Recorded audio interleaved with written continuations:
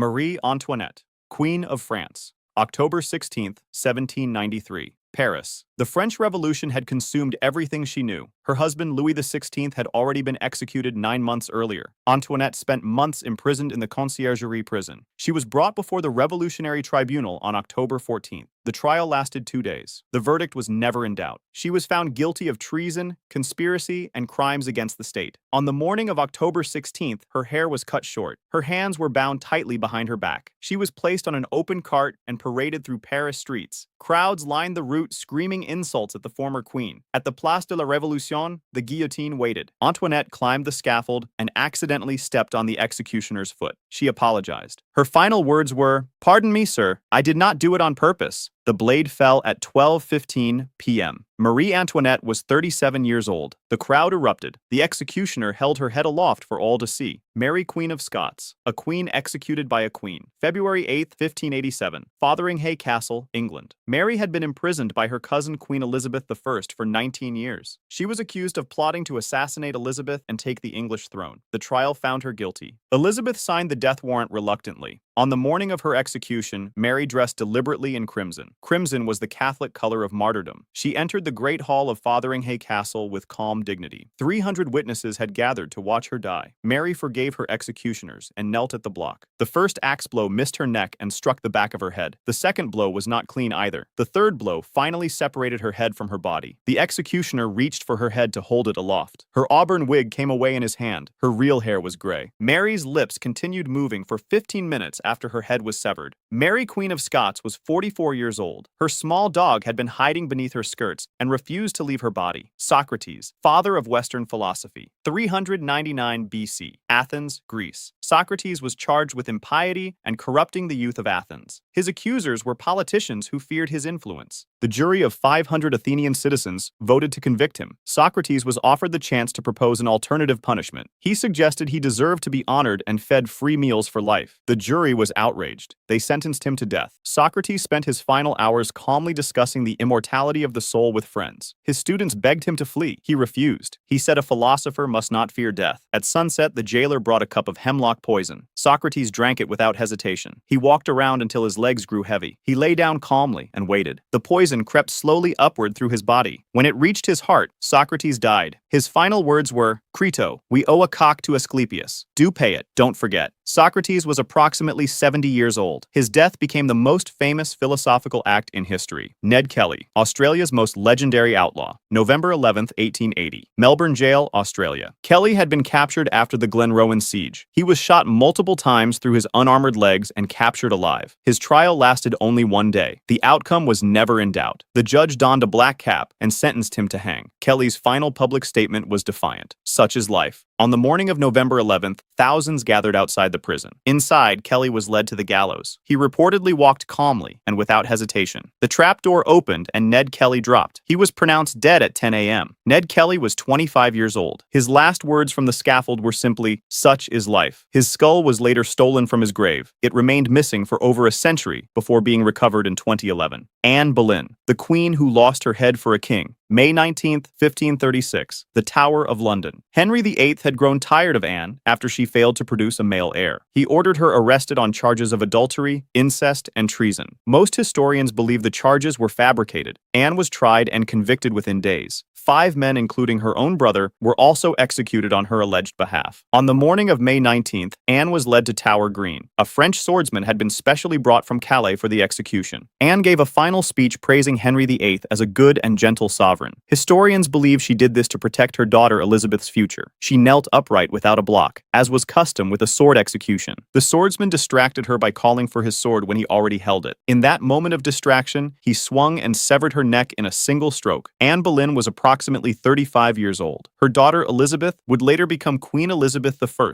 one of England's greatest monarchs. Maximilien Robespierre, the architect of the terror. July 28, 1794, Paris, France. Robespierre had sent thousands to the guillotine during the Reign of Terror. He believed the revolution required blood to survive, but his colleagues grew terrified they would be next. On July 27th, the National Convention turned on him. Robespierre attempted suicide by shooting himself in the jaw. He only succeeded in shattering his jaw and surviving. He was arrested, bandaged, and held overnight. The following morning, still alive and in enormous pain, he was brought to the guillotine. The executioner ripped off his bandage before the blade dropped. Robespierre screamed in agony as the bandage was torn away. The blade fell immediately after. Maximilien Robespierre was 36 years old. The man who sent thousands to the guillotine died on it himself. His death ended the reign of terror that had consumed France. Saddam Hussein, the butcher of Baghdad, December 30th, 2006, Baghdad, Iraq. Saddam had been captured hiding in an underground hole in December 2003. He was found disheveled, bearded, and disoriented by American soldiers. His trial lasted over a year. He was convicted of crimes against humanity for the massacre of 148 Shia Muslims. The death sentence was handed down. Saddam appealed and lost. On December 30th, he was transferred to Iraqi custody for execution. He was taken to a former intelligence headquarters in northern Baghdad. Phone cameras captured the entire execution on video. Guards and officials taunted him as the noose was placed around his neck. Saddam refused a hood. He recited Islamic prayers as the trapdoor opened. He died on the rope at 6:05 a.m. Saddam Hussein was 69 years old. The video of his execution spread worldwide within hours of his death. His body was returned to his hometown of Tikrit for burial. Nicolae Ceaușescu, Romania's communist dictator, December 25,